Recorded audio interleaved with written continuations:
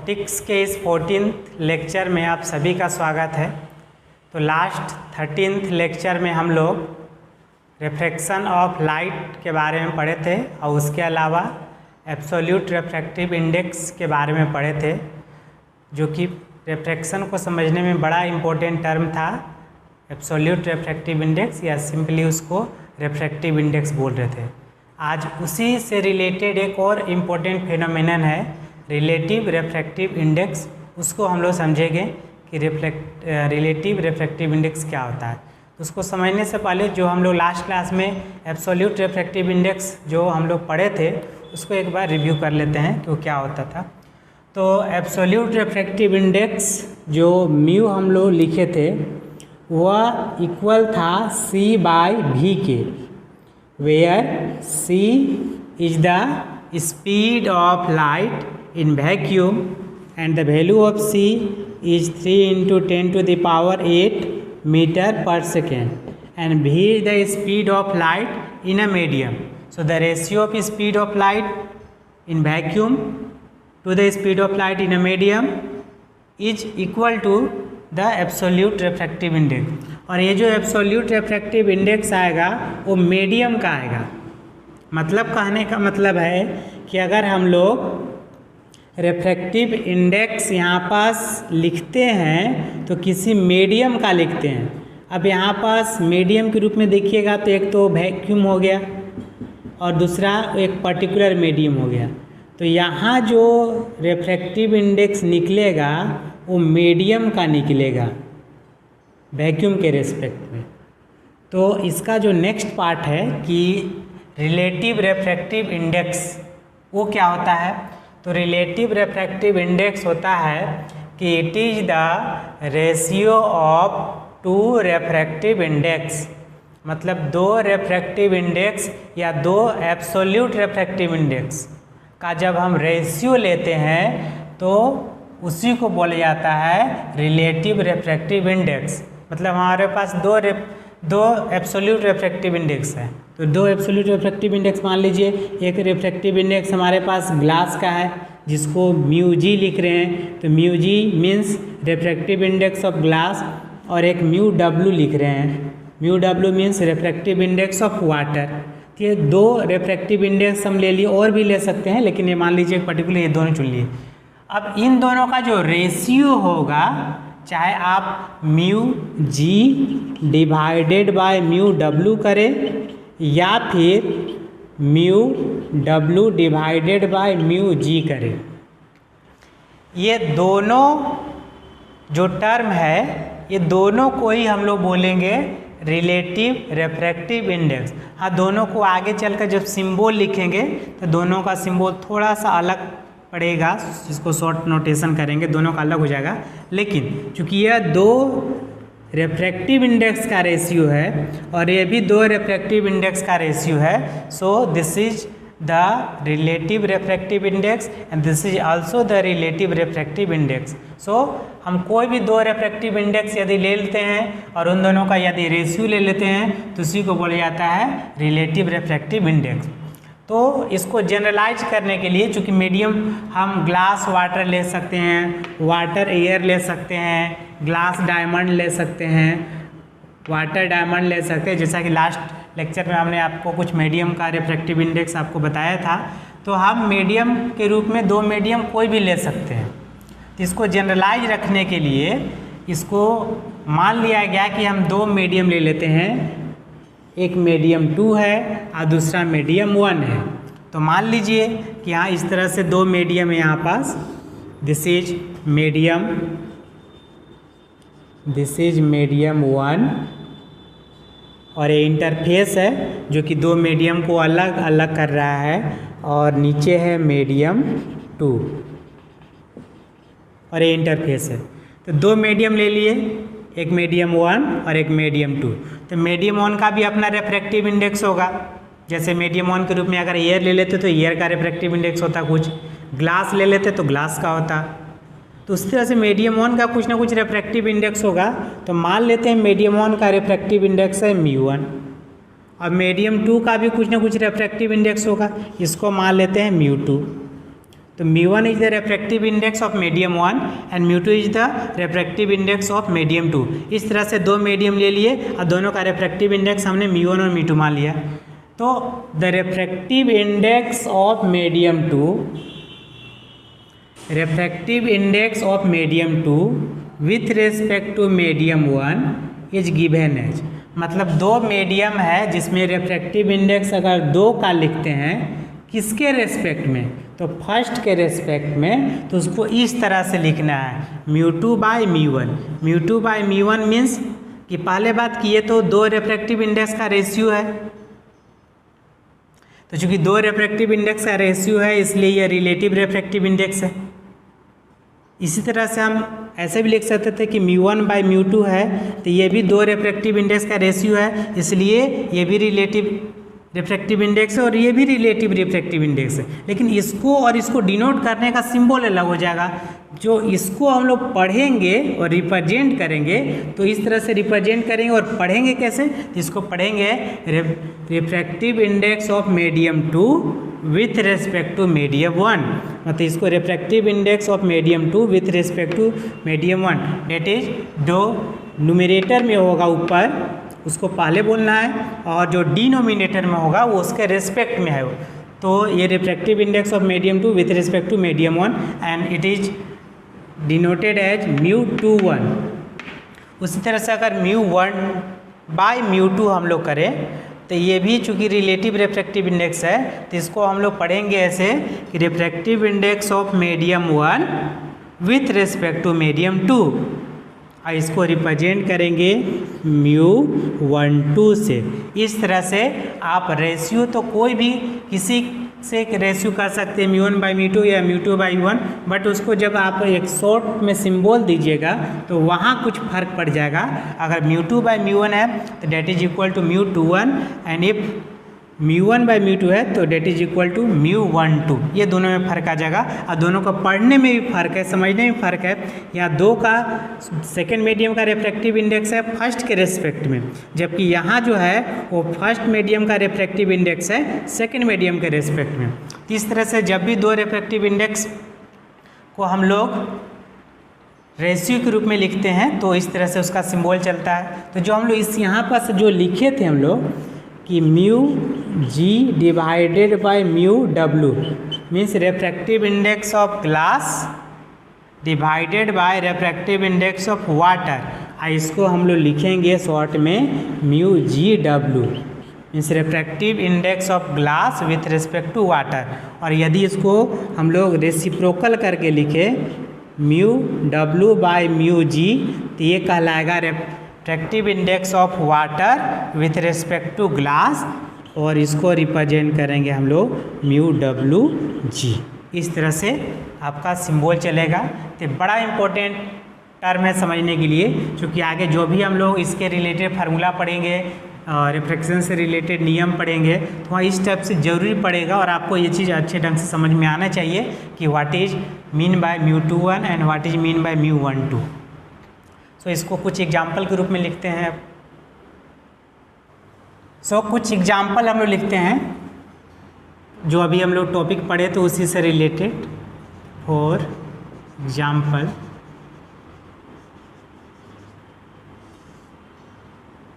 तो first refractive index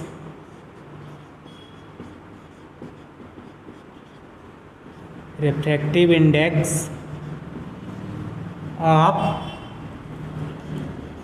glass with respect to water is given as। अगर हमें refractive index of glass with respect to water लिखना है तो उसको इस तरह से लिखेंगे। तो पहले कौन आए, ग्लास, किसके रेस्पेक्ट में, वाटर के रेस्पेक्ट में। तो जिसके रिस्पेक्ट में होता है उसको से हम लोग डिवाइड करते हैं और जिसका होता है ऊपर रखते हैं। तो रिफ्रैक्टिव इंडेक्स ऑफ ग्लास इसको इस तरह से लिखेंगे with respect to water means μw। तो μg डिवाइडेड बाय μw और इसको शॉर्ट में लिखेंगे μgw। एक और example, refractive index of diamond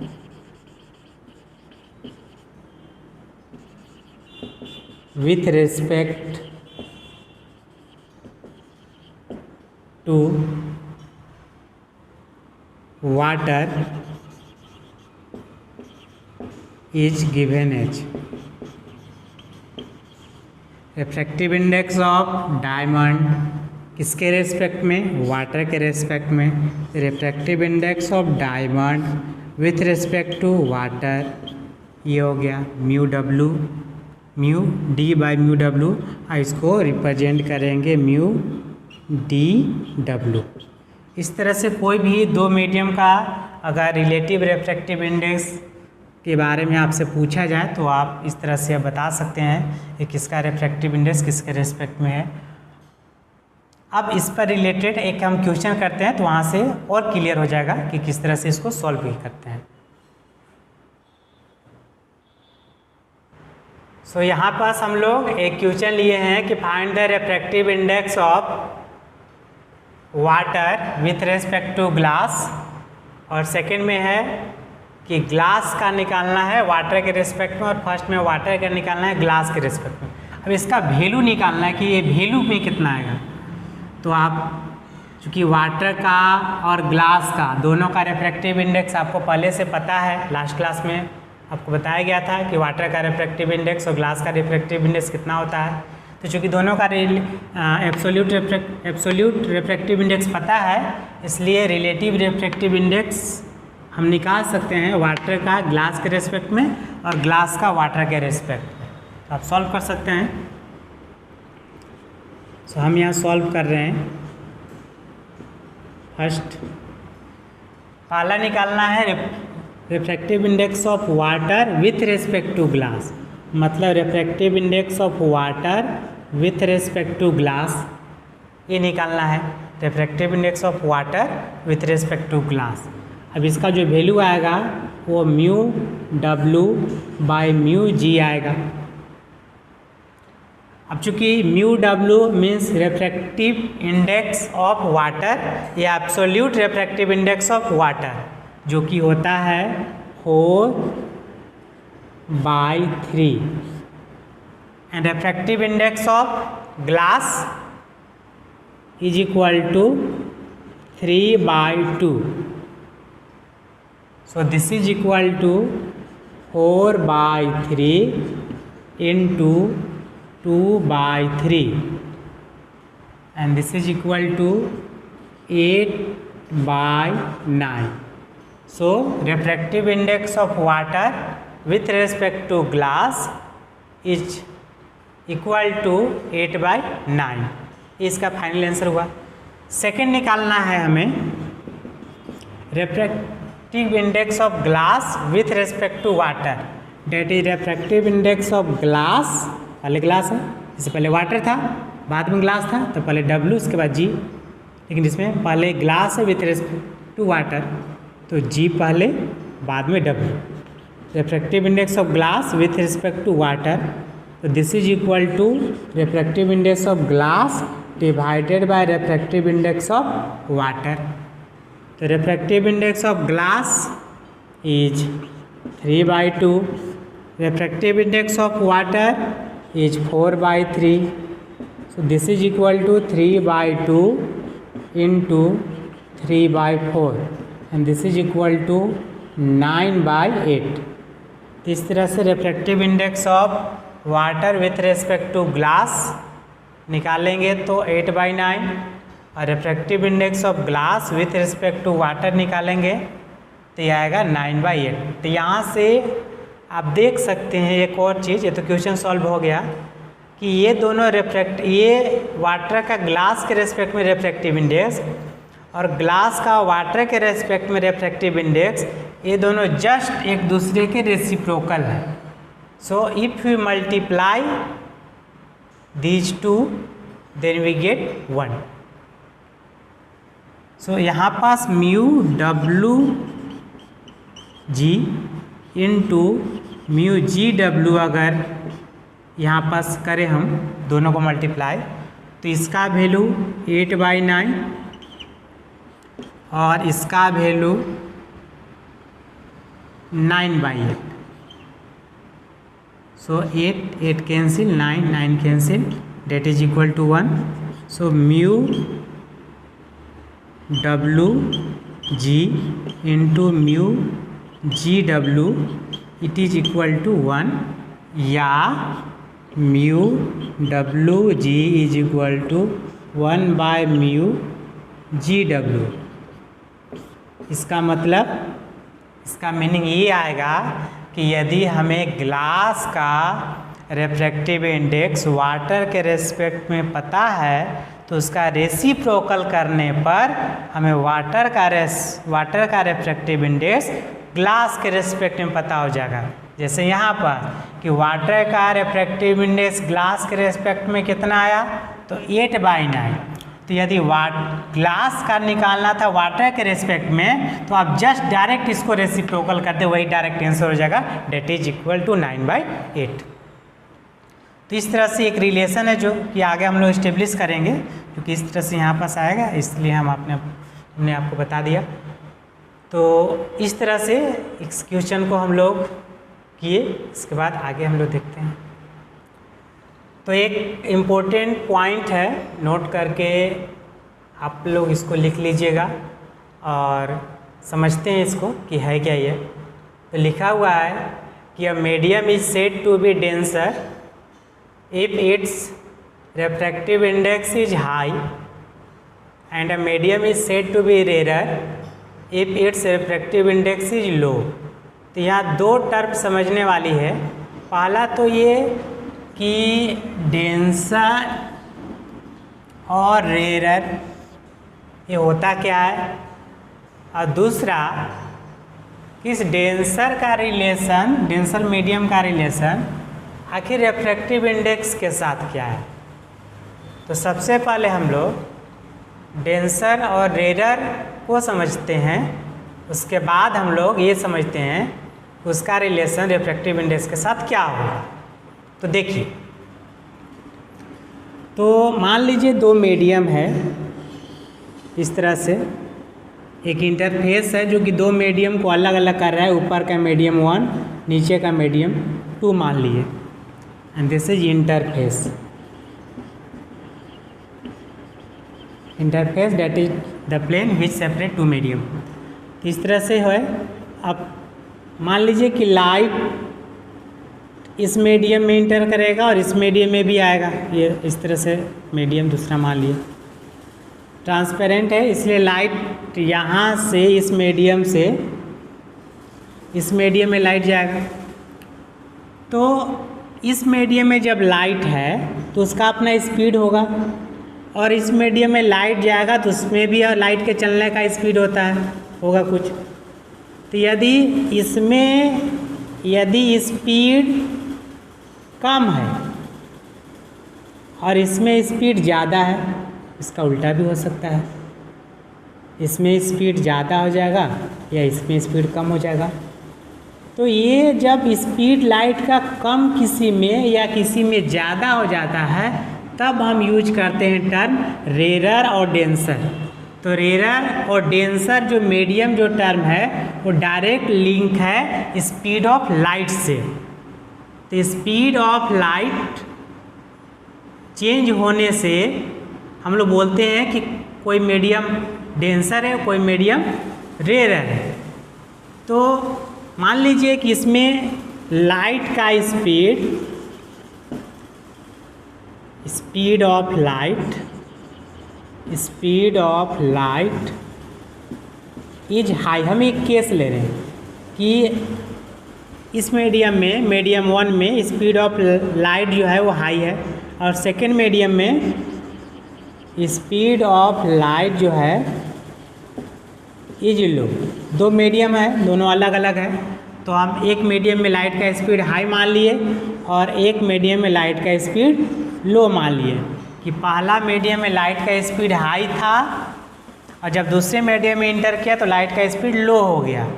तो हम ये बोलेंगे चूँकि लाइट का स्पीड हाई है इसमें, इसलिए यह जो मीडियम जो होगा, चूँकि स्पीड हाई है इसलिए यह मीडियम होगा रेरर मीडियम।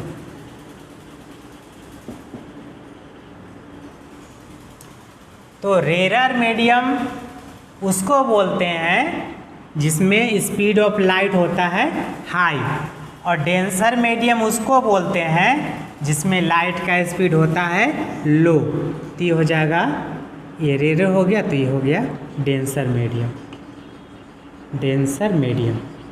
तो डेंसर मीडियम कहलाने के लिए स्पीड ऑफ लाइट लो होना चाहिए और रेरर मीडियम कहलाने के लिए स्पीड ऑफ लाइट हाई होना चाहिए। तो जिस मीडियम में लाइट का स्पीड हाई है, बहुत ही स्पीड से चल रहा है, तो वो रेरर मीडियम है, और जिस मीडियम में लाइट का स्पीड कम हो गया वो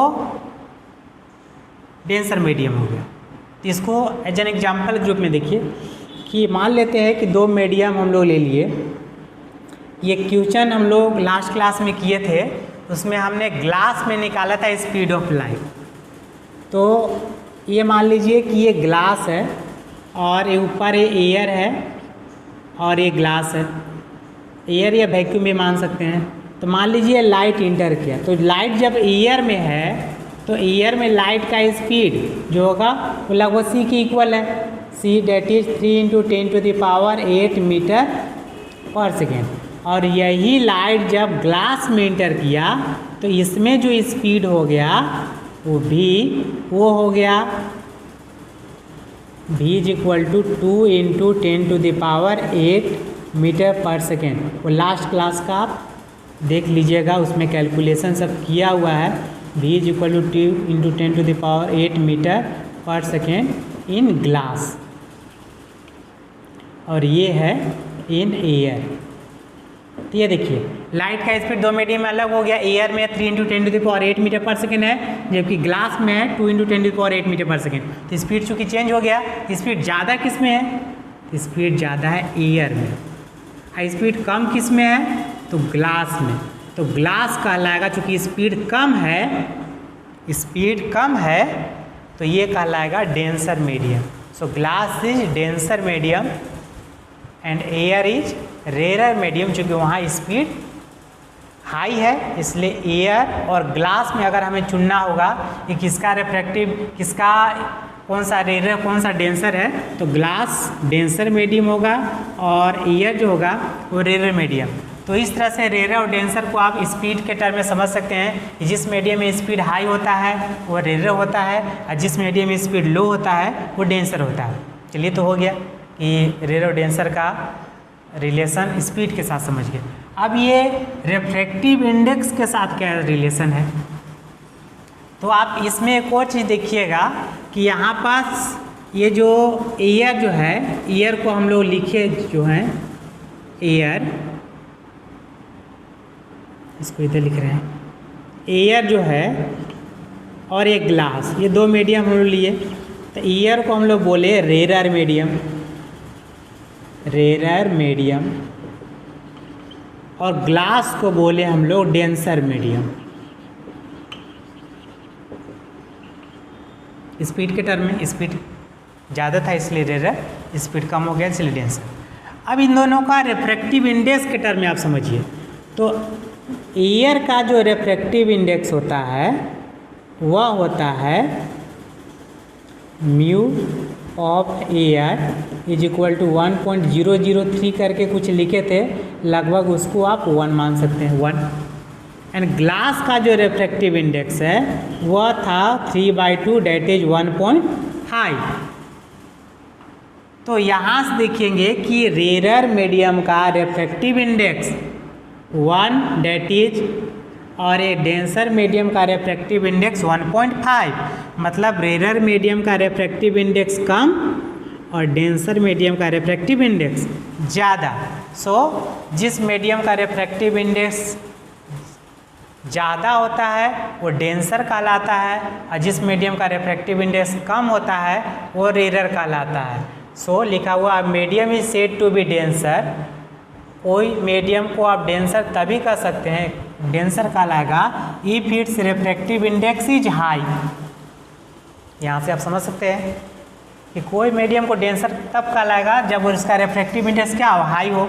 तो ये ग्लास का रिफ्रैक्टिव इंडेक्स चूँकि हाई है 1 के कंपेरिजन में 1.5 है, इसलिए डेंसर हो गया। And a medium is said to be rare, और किसी मीडियम को रेयर बोलेंगे वो तब बोलेंगे जब उसका रिफ्रैक्टिव इंडेक्स लो होता है। तो चूँकि ये रिफ्रैक्टिव इंडेक्स एयर का 1 है इसलिए यह रेयर कहलाएगा, और ग्लास का 1.5 है इसलिए यह डेंसर कहलाएगा। सो ये चीज़ क्लियर हो गया होगा। अब एक नेक्स्ट पॉइंट हम लोग और आज का टॉपिक यहीं तक रहने देते हैं, बाकी नेक्स्ट टॉपिक नेक्स्ट वीडियो में पढ़ेंगे। That's all, thank you.